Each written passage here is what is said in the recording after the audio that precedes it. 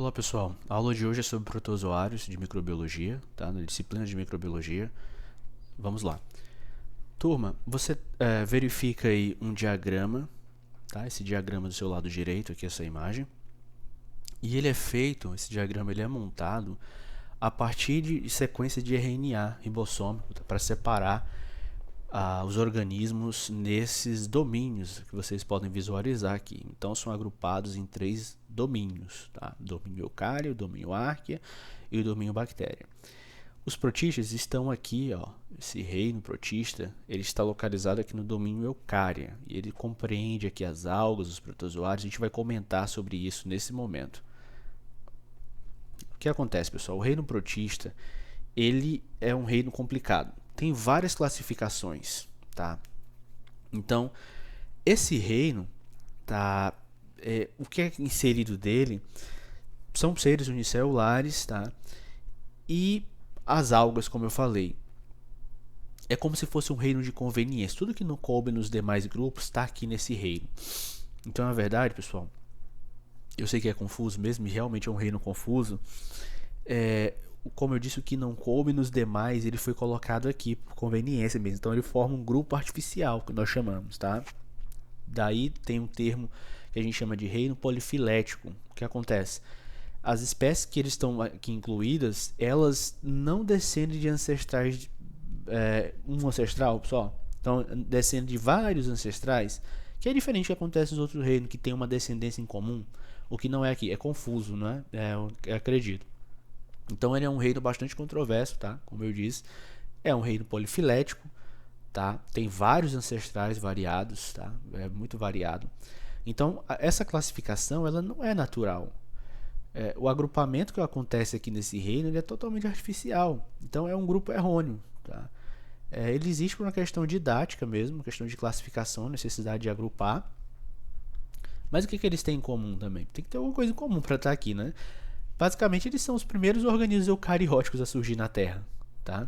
Quando a gente se refere ao reino protista, a gente está incluindo as algas, tá?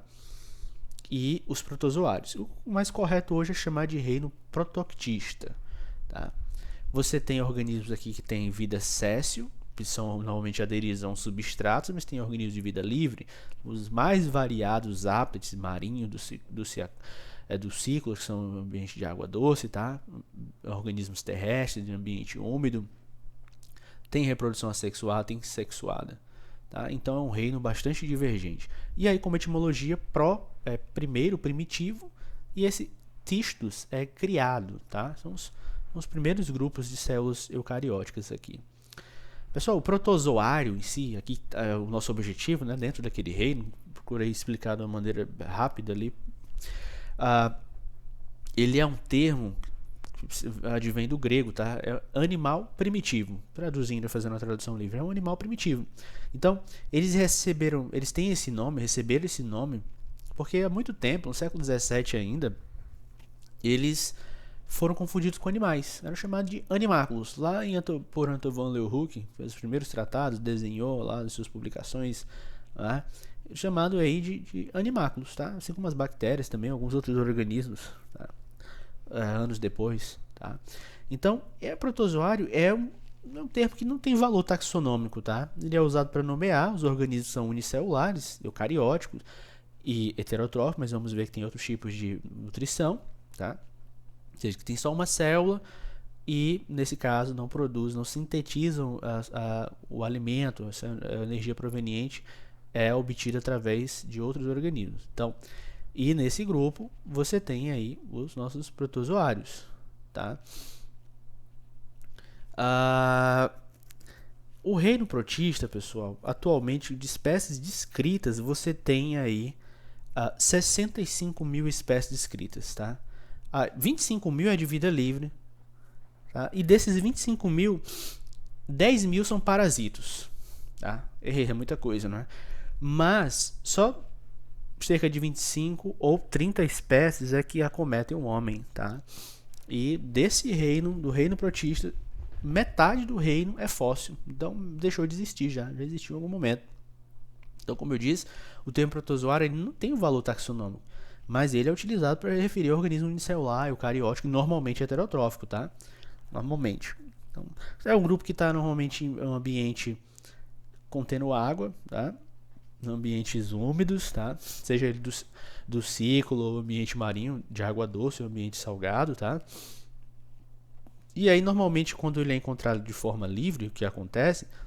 Eles são comensais, são parasitos, tá? A gente pode chamar de epibiontes, tá? São parasitos. Pessoal, como eu disse, protozoários podem ser encontrados de vida livre, com vida livre, ou também você tem alguns grupos que são césseis, que são aderidos a um substrato, tá?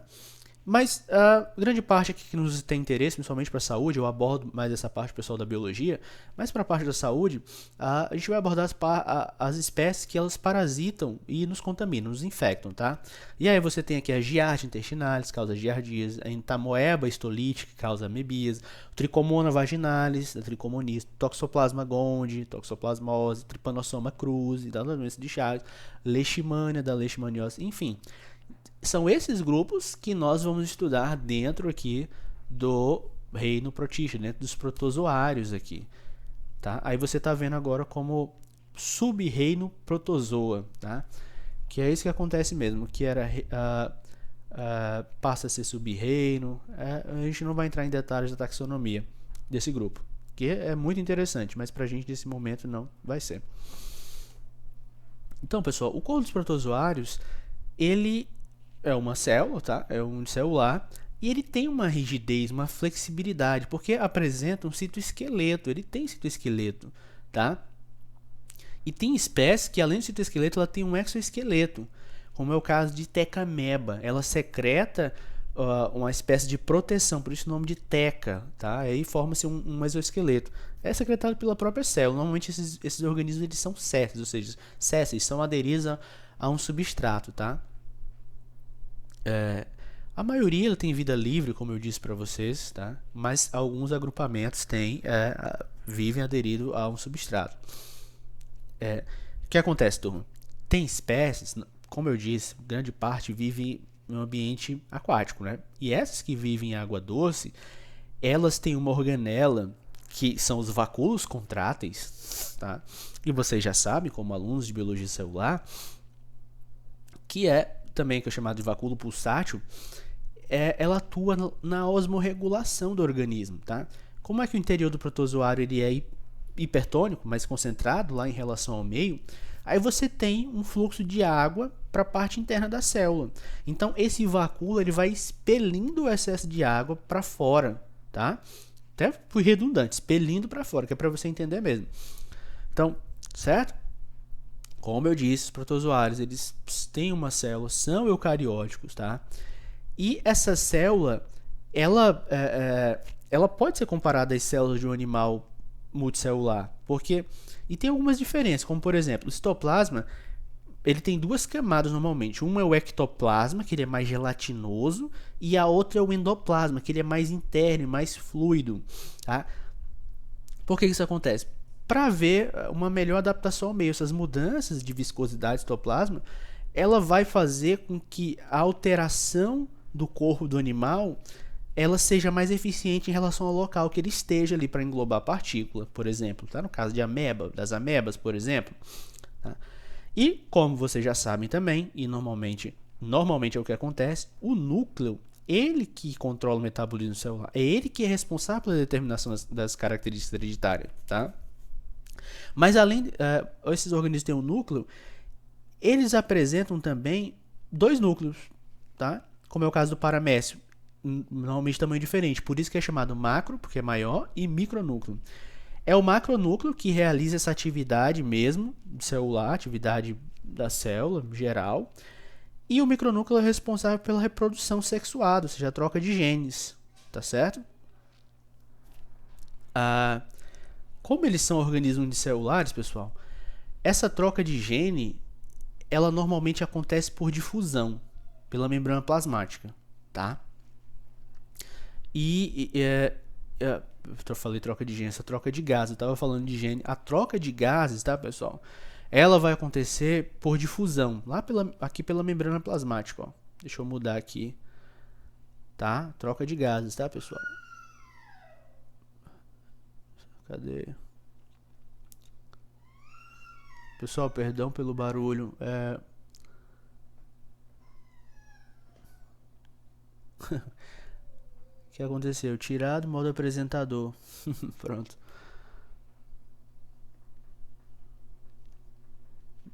Tenho que me concentrar aqui nos cães que estão latindo e outras coisas. Trabalho remoto é uma coisa complicada.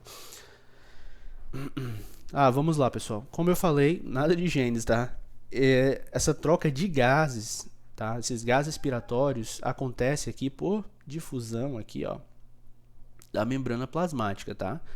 E também é por onde os protozoários eles eliminam aqui, ó, os resíduos do metabolismo para o ambiente aqui para fora, tá? No caso de protozoário marinho, pessoal, eles são isotônicos em relação ao meio onde eles estão, né? Porque a quantidade de água que entra é a mesma que sai da membrana, tá? E como eu falei já, por exemplo, protozoários que são do ciclo de água doce, eles são hipertônicos em relação a esse ambiente, tá? Eles absorvem a água por osmose. Para impedir que cause essa lisa, ruptura celular, eles têm esse vacúolo contrátil que bombeia esse excesso de água para fora da célula, tá bom? Pessoal, quanto à nutrição dos protozoários, você tem protozoários que são holofíticos, também chamados de autotróficos, você tem holozoicos, também chamados de heterotróficos, tá? Você tem saprozoicos ou mixotróficos. Holozoicos, tá, pessoal? O acento, mas também chamado de holozoíticos, tá? Mas holozoico por conta do acento aqui, tá? O que é o protozoário holofítico? Normalmente eles são protozoários que, por exemplo, a partir de grão, de pigmento plasmático, alguns têm umas estruturas chamamos de cromatóforos, eles sintetizam energia a partir do sol, a partir da luz solar, ou seja, fotossíntese, por isso autotrófico, tá? Esses holozoicos, tá? Também chamados de holozoíticos, tá? Holozoicos são os heterotróficos. Eles ingerem essas partículas orgânicas, tá? Ingerem partículas, ou seja, eles têm enzimas que eles vão lisar, quebrar para absorver, tá? E tem um metabolismo mais complexo, normalmente expulsam esses produtos na excreção, tá? Plasmocitose nós chamamos, defecação celular. Então, e essa ingestão ela acontece por fagocitose, vocês já sabem, normalmente a ingestão de partículas maiores, tá? E por pinocitose também, ingestão de partículas que são menores. E os saprozoicos? Os saprozoicos, pessoal, é um tipo de nutrição em que absorve as substâncias que são orgânicas e inorgânicas que já estão ali decompostas no meio líquido, normalmente meio líquido, né? E mixotrófico, normalmente são protozoários que apresentam mais de uma forma de nutrição que eu citei aqui acima, tá legal? Então são esses 4 tipos aqui que a gente tem de obtenção de alimento, tá? Pessoal, aqui um tópico bastante importante, tá? Dependendo da atividade fisiológica, tem espécies que têm fases bem definidas, tá? São essas: trofozoito, cisto e gameta. O que é isso? O trofozoito, pessoal, é a fase do protozoário, é o estado adulto, é o estágio adulto do protozoário, tá? Normalmente são dos apicomplexos, que eu já estou adiantando, mas eu vou falar sobre ele, tá? Os apicomplexos, que no caso é o plasmódio, que causa malária, tá? Então, o que é o trofozoito? O trofozoito é a forma ativa, turma, do protozoário, tá? É ela que se alimenta, que se reproduz por vários processos que a gente vai falar. Então, o trofozoito é a forma ativa, é a forma, normalmente também de infecção, tá? Como é o caso do plasmódio falciparum, que causa malária, como eu citei. E também a giardia, tá? Causa giardias, tem essas formas aqui. Inclusive aqui é uma giardia, tá? Parece que tá rindo aí pra vocês, né? Tá rindo da gente. Só, eu espero que vocês não estejam ouvindo. Tem umas intermitências toda hora aqui durante a aula, tá? Eu coloquei o microfone aqui bem condensado e bem perto, justamente para não captar esses sons. Deixa eu ajeitar. Bom, o trofozoito é a forma ativa, tá, do protozoário. É essa, por exemplo, da giardia, do plasmódio. O cisto, pessoal, é uma forma de resistência. É uma forma inativa, tá? O protozoário, isso aqui é durinho, tá? O protozoário ele vai secretar uma parede cística para protegê-lo, tá? Quando estiver no meio impróprio, tá? Ele fica nessa fase de latência, tá bom? E nesse período aqui tem, normalmente as atividades elas são bem baixas, aqui não tem, ou o que está acontecendo é só fusão nuclear mesmo, mas não acontece uma atividade bem evidente. E o gameta? O gameta é a forma sexuada, tá? Ele tem algumas espécies e o gameta masculino, ele é o microgameta, ó, e o gameta feminino é o macrogameta, que é o micronúcleo, e o macronúcleo. Tá legal? Aí o que acontece, pessoal? Agora, algumas formas de locomoção dos protozoários, tá? Bem, a movimentação, turma, do protozoário, normalmente ela acontece associada com outras, claro, tá? Mas aí a gente vai diferenciar algumas. Por exemplo, de acordo com esse tipo de locomoção aí. Tá? Você tem os sarcodíneos, ou os risópodes, os flagelados, os ciliados e os porozoários. Falando sobre os sarcodíneos, ou os risópodes, no caso são as amebas, tá, pessoal? Tamoeba, histolítica, e aí vai. Como principal exemplo, a ameba em geral. Se você perceber, ela se locomove por esses pseudópodes aí, tá? São esses pseudópodes, são essas projeções aqui, esses falsos pés, tá? Que fazem com que ela se, tanto para englobar a partícula, quanto para se movimentar. Tá? Exemplo, a ameba. Flagelado. Tem a presença de flagelo, né? Flagelados são a presença de flagelo. E normalmente é um grupo que se divide por, que ele se reproduz por cisparidade. A gente vai comentar à frente. Se você observar, esses flagelos aí, eles são longos, tá? E normalmente é um flagelo por organismo, mas pode acontecer, ó, variações. Aqui tem, no caso da giardia, tem outros flagelos, ó, tá? Normalmente é um flagelo, tá? E a maioria, além dos flagelos, eles apresentam pseudópodes, pseudópodes para auxiliar na locomoção, na movimentação, tá bom? A gente vai já comentar quem é quem, mas aqui no caso é o leishmania, tá? Que causa leishmaniose, tem esse tipo aqui. E os ciliados, pessoal? Normalmente eles se locomovem por cílios, tá? Tanto para se reproduzir, cisparidade é uma forma de reprodução assexuada, como a conjugação, que é uma forma sexuada, tá? Esses cílios, eles são mais curtinhos e numerosos, e normalmente eles se fundem, e não são bem cílios, a gente chama isso aqui de cirros, tá? Eles são mais grossos, tá? Aqui no caso do paramécio. E os esporozoários, que é o nosso interesse aqui, tá? Nosso interesse são os esporozoários. Os esporozoários são protozoários parasitos, tá? São parasitos. Normalmente eles não têm organela de locomoção, tá? E o que acontece? Eles se reproduzem assexuadamente por esporulação, ou sexuada também através das células, tá? Que vão se diferenciar em gametas lá no corpo do hospedeiro. Por exemplo, aqui, quem são os esporozoários? Plasmódio, que causa a malária, o Toxoplasma gondii, que causa toxoplasmose, tá? E aí você tem células vermelhas aqui, ó, nessa seta em vermelho, melhor, que elas, você tem o sangue aqui sendo infectado por Plasmodium falciparum aqui, ó, nessa setinha. Esse aqui é Plasmodium falciparum, que é causador da malária aqui, ó, em graus de evolução aí do parasito, no caso do protozoário, do Plasmodium falciparum. Tá legal? E aí a gente precisa comentar o seguinte. Existem formas evolutivas diferentes, que é importante para a gente saber o ciclo de algumas doenças, tá? Por exemplo, no caso do Trypanosoma cruzi, ele foi descrito por Carlos Chagas, tá? Essa descrição aconteceu, por isso que é doença de Chagas, por Carlos Chagas, tá? Carlos Chagas. E aí ele observou esse parasito, que era fixado lá naquela época por um corante genciano, um corante de Gência também chamado. Ainda hoje a gente utiliza esse laboratório, tá?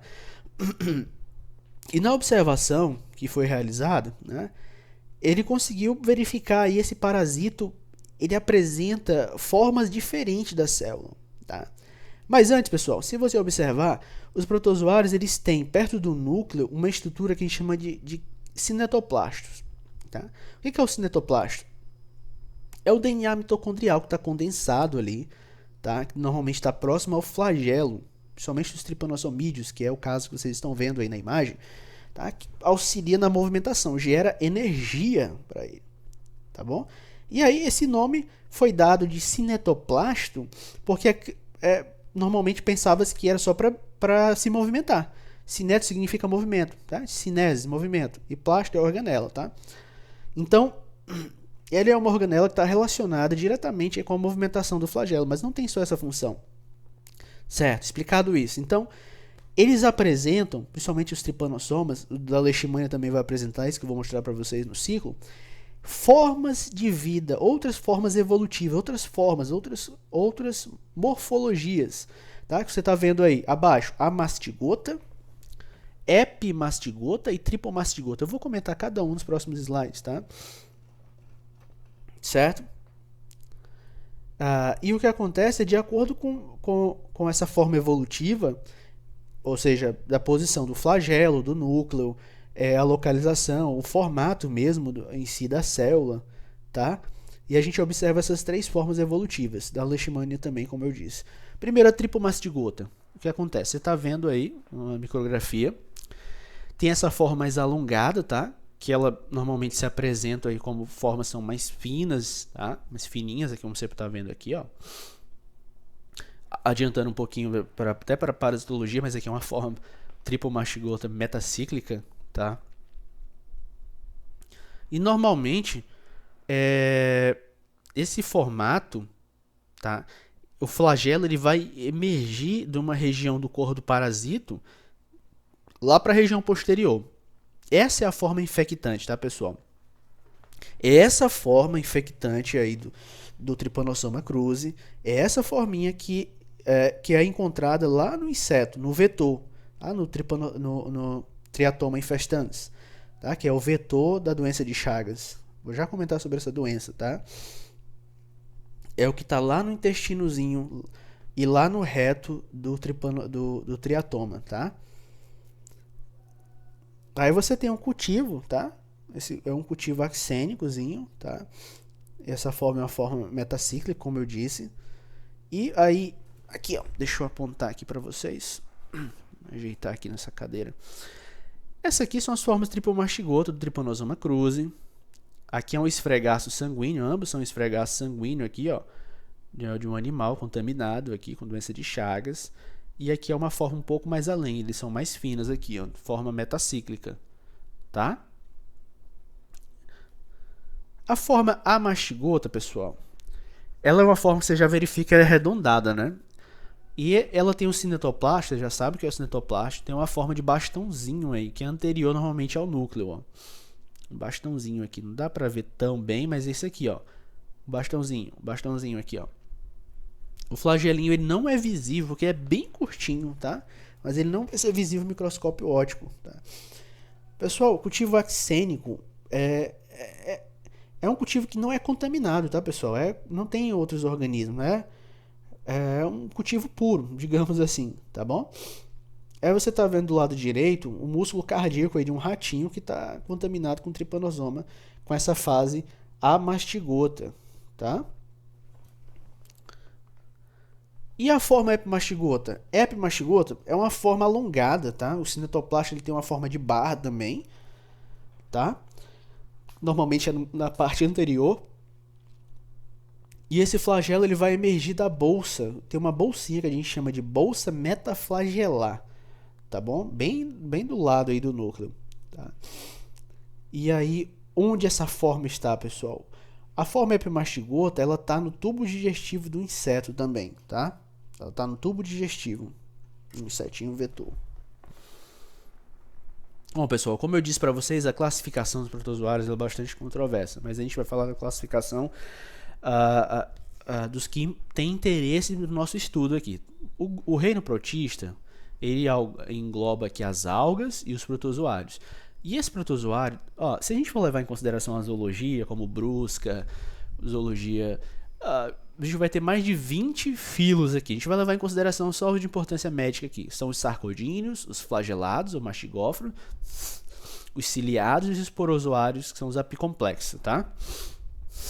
O que acontece?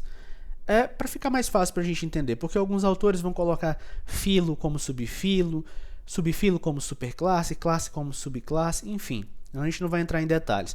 E aí eu omiti ainda outros filos, que a gente poderia citar um filo que a gente chama de actinopoda, que tem radiolário, tem heliosolário também, que eles são marinhos, não tem interesse médico também, tá? Aí tem outro filo também, que é o filo foraminífero, tá? Foraminífero, ele tem carapaça. Lembra que eu falei que eles podem ter uma teca, um exoesqueleto? Pois é, o foraminífero tem, tá? É carbonato de cálcio ali, ou de quitina também. Uma coisa interessante, por exemplo, a pirâmide do Egito, ela foi construída com esse tipo de protozoário, tá? Com esse tipo de protozoário que sintetizou essa carapaça. Aquelas rochas calcárias eram formadas ali com peça de foraminífero, tá bom? Alguns tijolos também lá no Ceará, tem uns tijolinhos lá nas praias, algumas casas, elas são construídas também com foraminífero, com o que esse protozoário produziu. Enfim, o filo risópoda, pessoal, falei que são 4, né? Risópoda, flagelado, ciliado, esporozoário, tá? Os risópodes, pessoal, também é o chamado de sarcodínio, tá? São os protozoários que se locomovem por meio dessas expansões citoplasmáticas, tá? Que são os pseudópodes, tá? Esses falsos pés. Tá bom? Por que é chamado de sarcodínio também? Significa carne, tá? Do grego, carne. Tem esse aspecto carnudo que é mais consistente aí das amebas, tá? Que é o principal representante do grupo, tá? São as amebas, tá? Por isso, sarcodínio. E esse risópoda, riso, é de raiz, tá? Em relação a essas extremidades aqui, essas ramificações aqui, ó, que são essas laterais ramificadas aqui, tá? No aspecto ramificado dos pseudópodes, na maioria das amebas, tá? Eles têm um movimento que é ameboide, rastejamento, né? Rolamento. E como eu disse para vocês, algumas amebas são capazes de sintetizar uma espécie de exoesqueleto que a gente chama de tecameba, tá? Cada pezinho desse recebe um nome, é chamado de filópodos, tá? Ou filopódio, tá bom? Esses pseudópodes têm nome, tá? Esse aqui é filopódio, tá legal? Como, por exemplo, turma, de importância pra gente, tá? Pra saúde, a ameba como a Entamoeba gengivalis ou a Entamoeba coli, elas são comensais conosco, tá? A Entamoeba gengivalis tá na boca, tá? De vários animais, e a coli no intestino de outros animais também, com humanos também, mas elas não causam prejuízo pra gente. Agora, o parasito Entamoeba histolítica, ele sim, ele se instala no intestino humano, ele provoca doença que a gente conhece como amebíase ou disenteria amebiana. Tá legal? E o filo apicomplexa? A gente tem mais de 5.000 espécies nesse filo, tá? Mais de 5.000 espécies. Atualmente que a gente tem registrado. Quem são os representantes desses grupos aqui, tá? Normalmente são parasitos de animais, tá? De verme, de equinodermo, nossos também, tá? E eu destacaria que o representante número 1 é o que causa malária, tá? São os esporozoários que causam a malária, tá? Aí vocês viram que tem diversas fases de vida, não é? Formas de vida, tá bom? Tem esse nome apicomplexa, tá, pessoal? Porque eles têm um complexo mesmo apical que serve para penetrar no interior da célula, tá?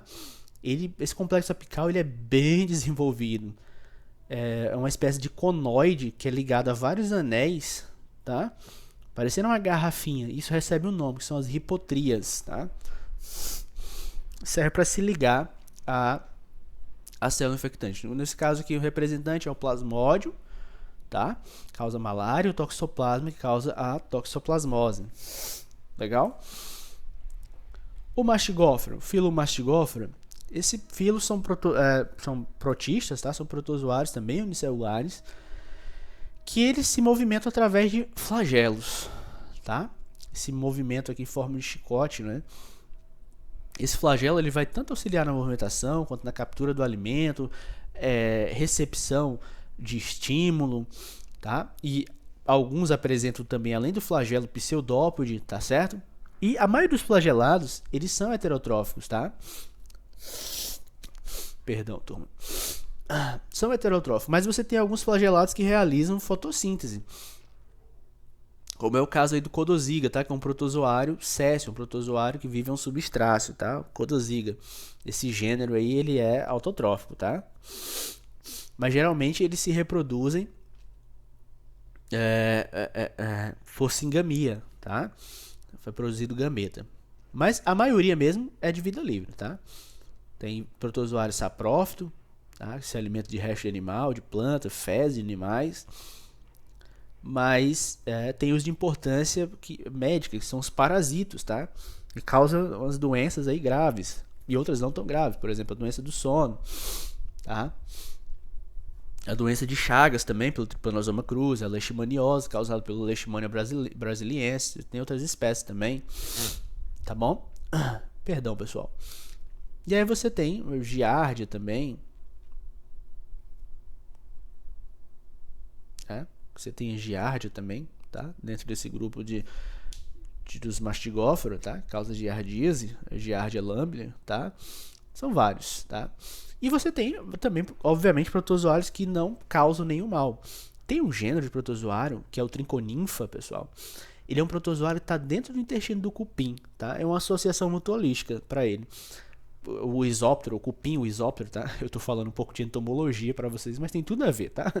Então, esse gênero, Trichoninfa, ele tá dentro do intestino do cupim, nessa associação mutualística, e para ajudar o isóptero, o cupim, a realizar a digestão da celulose da madeira. Legal? O cupinzinho aí, o isóptero. Bonitinho, né, turma? E os ciliados, pessoal? O filo ciliófora, tá? Esse aí sim é legal porque ele forma um taxon monofilético. Ufa, é um taxon tranquilo, tá? Ele tem, normalmente são os organismos celulares que são móveis, tá? E ele só tem uma classe, que é a classe ciliata. Então, e todos os ciliados, eles são heterotróficos, tá? Todos, sem exceção. Também eles são endocomensais, tá? Não causam nenhum mal também, normalmente, tá? Eles têm normalmente essas formas corporais aí, e ele é assimétrico, claro, é uma evolução, é um tipo de evolução que não é recente, um tipo de aquisição, que a simetria bilateral é mais recente, mas ele tem simetria radial, né? E a maioria é ciliado, além de ciliado, é solitário, né? E você tem espécies que formam colônias, tem espécies sedentárias, tem espécies sésseis, enfim, tá? E algumas espécies, elas secretam algumas partículazinhas que cimentam a membrana e os protege de predadores. Olha como aconteceu aqui nesse caso aqui. O Balantidium, tá? Olha só. Algumas espécies também podem ser parasitos e ocasionalmente elas podem aqui parasitar o homem. Esse aqui é a exceção, tá? Esse ciliadozinho aqui. Então nem todos aqui são endocomensais ou benéficos. Tem essa exceção. A maioria. Tá? Bom, pessoal, algumas parasitoses que são causadas por protozoários, você tem malária, aí no slide, doença de Chagas, a leishmaniose, a amebíase causada por entamoeba histolítica, Giardia lamblia, giardíase, trichomonas vaginalis, toxoplasma gondii, toxoplasmose, doença do sono é outro tipo também, e a balantidiose, tá? Ou balantidose, tá? Que é o balantídeo, tá? É um ciliado. Mas eu vou dar atenção aqui para malária, a doença de Chagas e leishmaniose, tá? Pessoal, a malária, no ciclo de vida do plasmódio, que é o agente etiológico, tá? O plasmódio você tem várias espécies, tem a forma branda, a forma mais forte da doença, a forma intermediária, causada respectivamente pelo falcíparo, pelo malária e pelo vivax. Lembre-se que ele pertence ao filo apicomplexo, tá? Então, o que acontece? O vetor é o Anopheles, o mosquitinho, o Diptera Anopheles, tá? Ele é o hospedeiro definitivo, tá bom? Ele que transmite a um vertebrado, que é um hospedeiro secundário, como é o nosso caso, o ser humano, por exemplo, a forma que é infecciosa, que a gente chama de esporozoito, tá? A forma infecciosa do plasmódio chama de esporozoito, forma os esporozinhos, tá bom? Vamos ver como é que acontece? Então, esse esporozoito, depois que o hospedeirozinho faz o repasto sanguíneo, a fêmea, tá bom? É a fêmea que faz o repasto sanguíneo de Anopheles, tá? Esse esporozoito ele vai para os vasos sanguíneos até as células do fígado, as células hepáticas, vai se reproduzir assexuadamente, por um processo que a gente chama de esquizogonia, tá? E aí vai produzir vários esporozoitozinhos, ó. Isso dentro do mosquitinho, tá? Cadê? Travou aqui. Tá. O mosquitinho fez o repasto sanguíneo, tudo bem. O mosquitinho fez o repasto sanguíneo, tá? E ele picou alguém. E aí, esse esporozoito, ele vai para o vaso sanguíneo, vai para as células hepáticas, tem a preferência por lá, vai se reproduzir assexuadamente, produz vários merozoítos. Aqui, ó, vários merozoítozinhos. Entrou como esporozoito, ó, entrou como merozoíto, vai para o fígado, formou vários merozoítos, tá? São esses merozoítos que vão infectar os glóbulos vermelhos, e aí vai dar vários ciclos aqui, inicia vários ciclos de multiplicação assexuada. São milhares de merozoítos são infecciosos, tá? E aí cada um vai se romper e começar uma nova infecção, tá? Os merozoítos restantes, eles vão se tornar gametócitos imaturos, tá? E eles são os precursores, né, do gameta masculino e do gameta feminino. E aí, quando o mosquitinho pica uma pessoa infectada nesse estágio, esse gametócito é transportado no sangue, amadurece lá no sistemazinho digestório do mosquitinho, do anófeles, tá? Esse gametófito macho e fêmea vai se fundir, forma um ovinho que chama ocineto lá no mosquitinho. E esses ocinetos vão se transformar em novos esporozoítos e vão lá para as glândulazinhas salivares do anófelizinho, ou da anófelizinha, tá? Pronto para infectar aí um novo organismo, um novo hospedeiro, tá bom? Então realiza o ciclo sexual dentro do mosquitinho, do hospedeiro definitivo, tá? E aí quando o mosquito se alimenta, através da picada, mais uma vez, os esporozoides são injetados para a pele da pessoa, né, onde ele foi picado, pela saliva. Como eu disse, é a fêmea do mosquito anófeles que faz o repasse sanguíneo. Ela é hematófaga. O macho, ele se alimenta de néctar, tá? Planta, e o macho não transmite doença, tá? Então, a fêmea do gênero anófeles, ela tem uma preferência, só fazendo uma observação como entomólogo, as fêmeas de anófeles, turma, elas têm uma preferência de se alimentar, de fazer o repasse sanguíneo logo de noitinha, tá? Final da tarde ali, depois do pôr do sol, tá? Eles têm uma preferência. Normalmente elas não têm um voo acentuado, o voo delas é baixo, tá? Eles não migram tanto. Uma outra questão, pessoal, parasita de malária também, tá? Ele pode ser transmitido, só que com menos frequência por transfusão de sangue, tá? Mas a ocorrência é muito rara, tá? E aí você tem várias manifestações iniciais dessa doença que podem ser iguais a qualquer outra doença, como uma gripe ou uma virose, tá? As condições clínicas são mais fortes, causando aí, por exemplo, uma septicemia, tá? Uma infecção generalizada, uma gastroenterite, num quadro mais crônico, tá? Mas aí, nesse momento, pode vai ter cefaleia forte, febre, calafrio, dor nas articulações, que é algo bastante comum. E aí, a anemia que acontece é uma anemia hemolítica, olha só os merozoítos contaminando aqui as hemácias, tá? Por conta da quebra, da lisa dessas hemácias, tá? E aí o que acontece? Essa hemoglobina ela vai ser liberada na urina, tá? E o indivíduo pode ter até convulsões, dependendo do grau de febre, né, que ele apresenta. E uma coisa muito comum da malária também são lesões na retina, tá? Esses merozoítos eles podem migrar para essa região também. Tem uma afinidade com o tecido aqui o tecido ocular, o tecido da retina aqui. Tá legal, pessoal? Pessoal, o Trypanosoma cruzi é o agente etiológico, tá? É o agente etiológico, esse protozoário. O agente transmissor, que é o vetor, é o Triatoma infestans, que é o barbeiro, tá? Conhecido como barbeiro. É um percevejozinho, faz parte de uma família que a gente chama de Hemiptera, tá? O pessoal confunde muito esse bicho com qualquer outro bicho que aparece que não é barbeiro. É muito comum mesmo, tá? Mas normalmente esses bichos aqui para nossa região não estão contaminados com Trypanosoma cruzi. Mas é muito comum em açaizeiro, por exemplo, tá? Na região do Pará, ali do norte também. Só que em uma menor quantidade agora. Bom, o Trypanosoma cruzi é um protozoário flagelado, né, que causa doença de Chagas, tá? Lembra que a gente apresentou ele tem um flagelo e tem um cinetoplástico que auxilia naquela movimentação, que dá energia para ele se movimentar, tá? Então como é que acontece o acometimento da doença? Ela é transmitida pelas fezes do barbeiro, tá? E as fezes do barbeiro têm uma forma infectante que eu vou já falar para vocês, mas são aquelas que eu citei lá. Eu acho que eu tô falando muito rápido, não é, turma? Tô muito elétrico aqui. Então, a doença de Chagas, ela acontece, a transmissão, pelas fezes do barbeiro, tá? Com aquelas formas que eu vou citar novamente aqui. Mas eu vou comentar um pouquinho da sintomatologia, porque essa doença ela apresenta duas fases, uma fase aguda e uma fase crônica. tá? Normalmente, a fase aguda, ela pode, claro, ela pode se tornar crônica, mas ela pode ser assintomática, e daí o perigo, né? Algo que não gera dor e é assintomático é um perigo, tá? Você pode ter uma dor de cabeça, uma diarreia, febre, uma fadiga, e algo que evidencia um pouco da doença de Chagas é porque pode aparecer uns nódulos, tá? Uns inchaçozinhos na pálpebra. Então tem que ficar atento para esse sinal, tá? E algo que vai se tornando crônico é o aumento do fígado, hepatomegalia, aumento do baço, tá? Que é uma fase mais crônica, tá? Depois ela passa a ser sintomática. Normalmente os batimentos eles são irregulares, né? Numa fase crônica, e nesse caso é mais fácil do indivíduo vir a óbito, não é? Tá?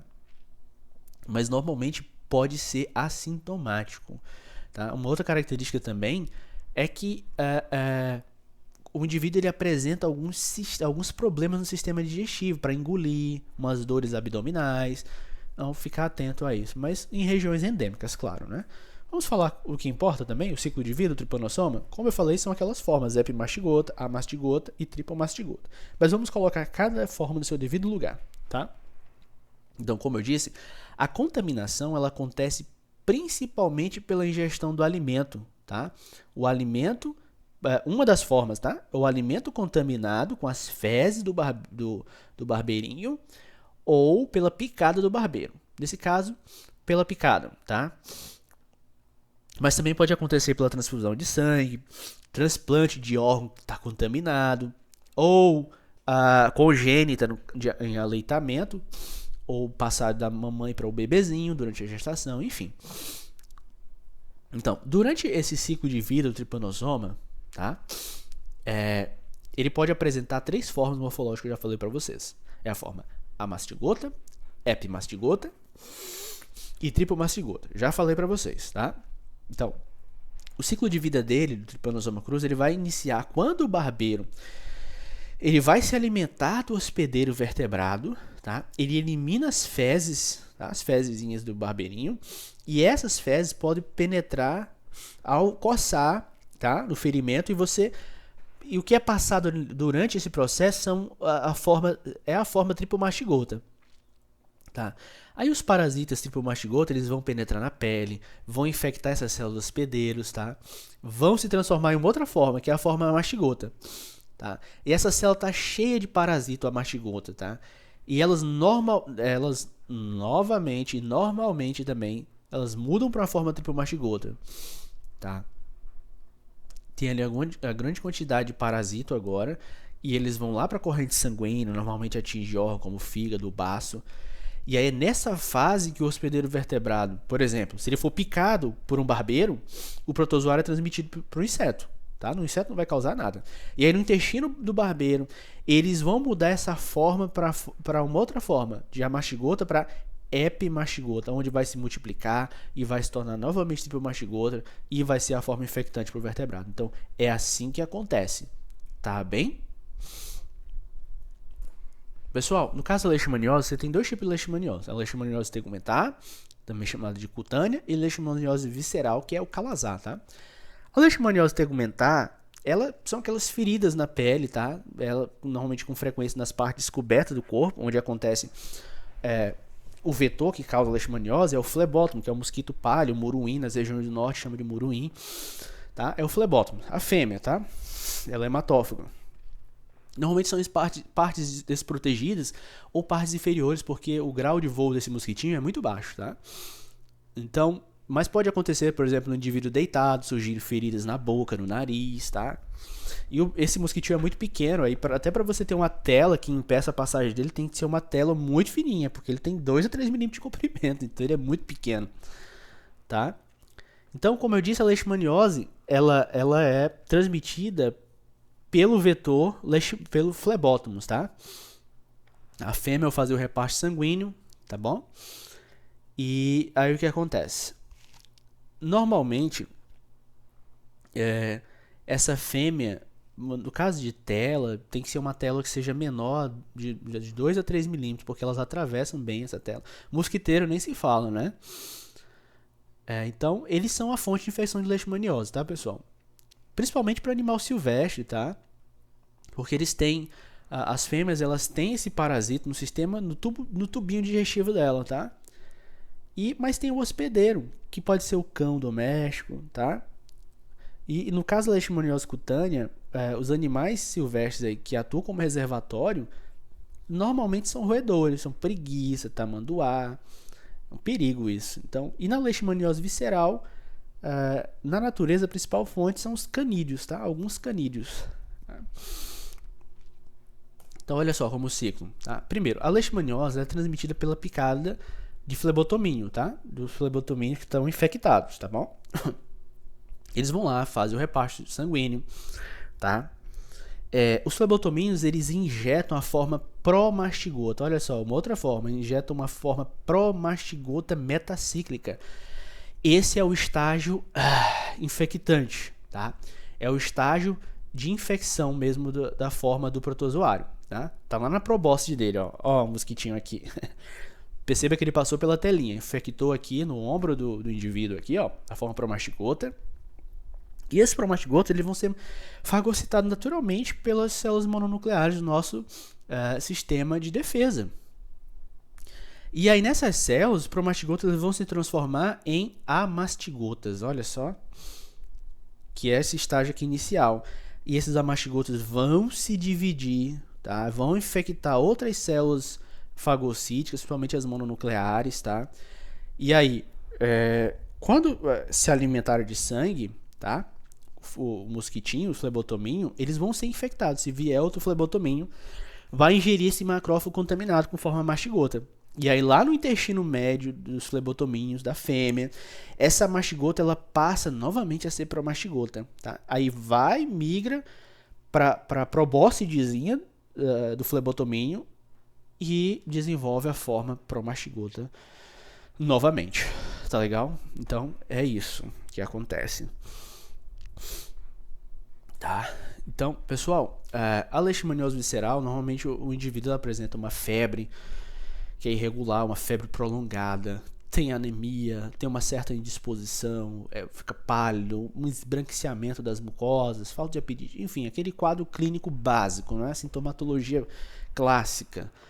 E algo que acontece também é o aumento do fígado e do baço, porque são protozoários que atacam o sistema de defesa. Então, e na leishmaniose cutânea, eu coloquei aqui algumas imagens clínicas, tá?